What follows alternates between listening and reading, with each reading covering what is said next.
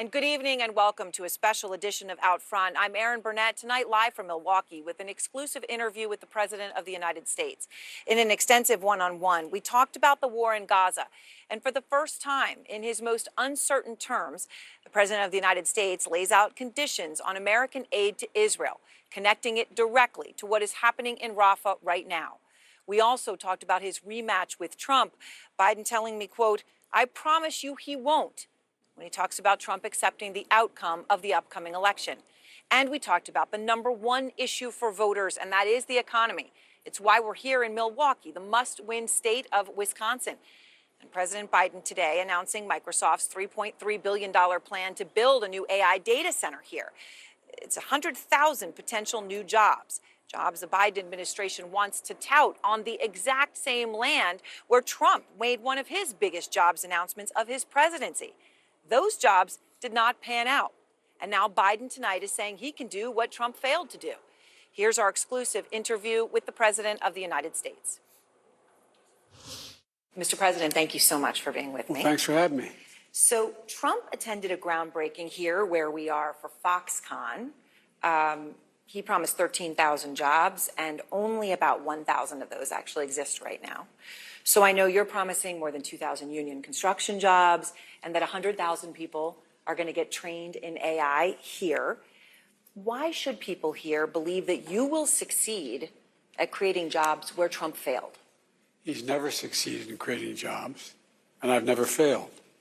I've created over 15 million jobs since I've been president. 15 million in three and three-quarters years.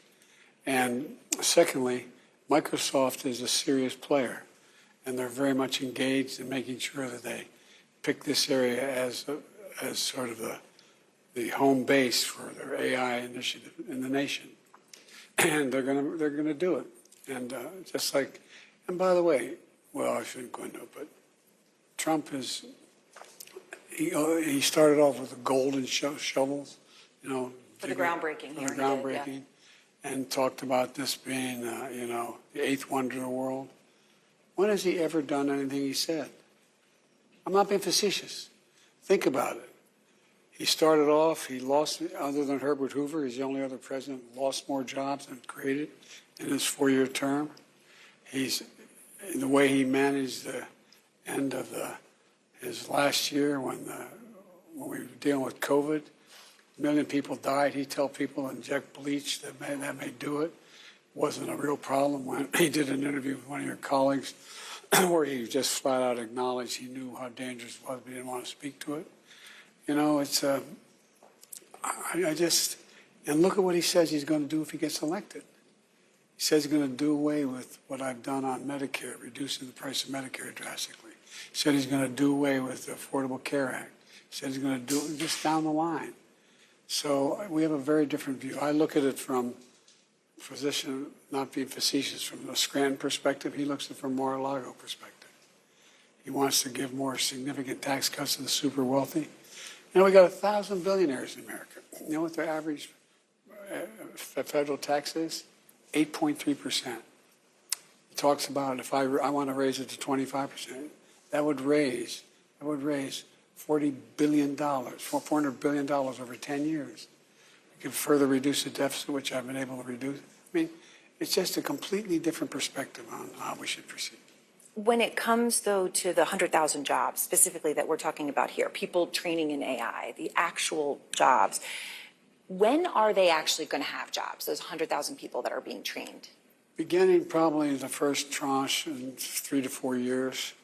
The community colleges are going to, the one we're at, we're going to provide for 2,000 folks and to be able to be trained, 200 a year. And it's going to go, the whole pipeline goes all the way through out to high schools and training facilities. You know, it used to be that when I was in high school, and even at the tail end, very tail end before you went to high school, most public high schools had shop and home, you know, learn to work with your hands. It doesn't exist anymore. And so it allows people who have skills and be able to train to technical skills to be able to make a decent living without a college degree. and it's what we need. So when we talk about the bet on AI and sort of what it means, I don't know if you saw this weekend, Warren Buffett had his annual meeting and he talked about AI. So the first thing he said was, okay, it's got enormous potential for good.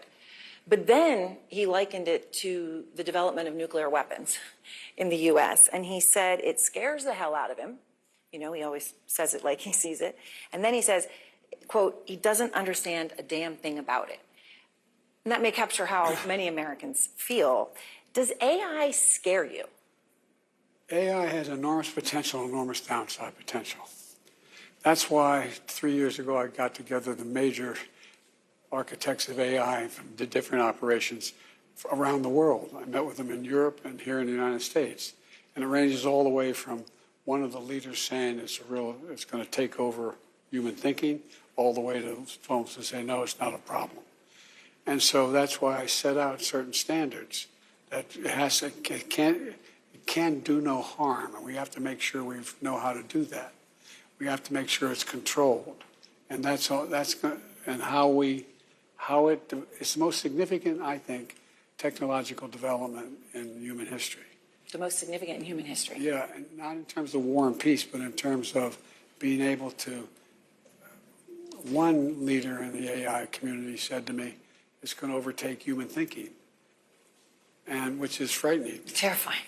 But the other, most think it can be used for everything from find cures for cancer to significantly increase productivity. So when you talk about the economy, of course, it is by far the most important issue for voters. It's also true right now, Mr. President, that voters by a wide margin trust Trump more on the economy. They say that in polls. And part of the reason for that may be the numbers. And you're aware of many of these, of course. The cost of buying a home in the United States is double what it was when you look at your monthly costs from before the pandemic. Real income, when you account for inflation, is actually down since you took office. Economic growth last week, far short of expectations. Consumer confidence, maybe no surprise, is near a 2-year low. With less than 6 months to go to Election Day, are you worried that you're running out of time to turn that around? We've already turned it around. Look, you look at the Michigan survey. For 65% of the American people think they're in good shape economically. They think the nation's not in good shape, but they're personally in good shape. The polling data has been wrong all along. How many, you guys do a poll at CNN, how many folks you have to call to get one response? The idea that we're in a situation where things are so bad, the folks that, we've created more jobs. We're in a situation where people have access to good paying jobs. And the last I saw, the combination of the inflation, the cost of inflation, and all those things, that's really worrisome to people with good reason. That's why I'm working very hard to bring the cost of rentals down, to increase the number of homes that are available. But let me say it this way. When I started this administration, people were saying there's going to be a collapse of the economy. We have the strongest economy in the world. Let me say it again, in the world. Although GDP last week was far short of expectations. Oh, it wasn't. Look, GDP is still growing. Look at the response of the markets. Overwhelmingly positive. Overwhelmingly positive. And one of the reasons why people feel good about it not being as strong as it was before is they believe that the Fed's going to respond. They hope they're going to get a rate cut. Yeah. Well, no president's had the run we've had in terms of creating jobs and bringing down inflation. It was 9% when I came to office. 9%. But look, people have a right to be concerned. Ordinary people, the idea that you bounce a check and you get a $30 fee for bouncing the check, I changed that. You can't charge more than $8 for that. Or your credit card, your late payment, $35. There's corporate greed going on out there, and it's got to be dealt with. What about, but there's real pain. Grocery prices are up 30%, more than 30% since the beginning of the pandemic, and people are spending more on food and groceries than they have at any time really in the past 30 years. That's a real day-to-day pain that people feel. It really is, and it's real. But the fact is that if you take a look at what the people have, they have the money to spend. It angers them and angers me that you have to spend more. For example, the whole idea of this notion that that Senator Casey talked about, shrinkflation. I think it's on your Same program. price for a smaller bottle of Yeah, right. juice or Well, something. for example, Snickers bar, they did a thing, and it's like 20% less for the same price. That's corporate greed. That's corporate greed, and we've got to deal with it, and that's what I'm working on. I want to ask you about something happening as we sit here and speak, and that, of course, is Israel is striking Rafah. I know that you have paused, Mr. President, shipments of 2,000-pound U.S. bombs to Israel due to concern that they could be used in any offensive on Rafah. Have those bombs, those powerful 2,000-pound bombs, been used to kill civilians in Gaza? Civilians have been killed in Gaza as a consequence of those bombs and other ways in which they go after population centers. And I made it clear that if they go into Rafah, they haven't gone into Rafah yet. If they go into Rafah, I'm not supplying the weapons that have been used historically to deal with Rafah, to deal with the cities, to deal with that problem. We're going to continue to make sure Israel is secure in terms of Iron Dome and their ability to respond to attacks like came out of the Middle East recently. But it's just wrong. We're not going to supply the weapons and the artillery shells used that have been used. Artillery shells as well. Yeah, artillery shells.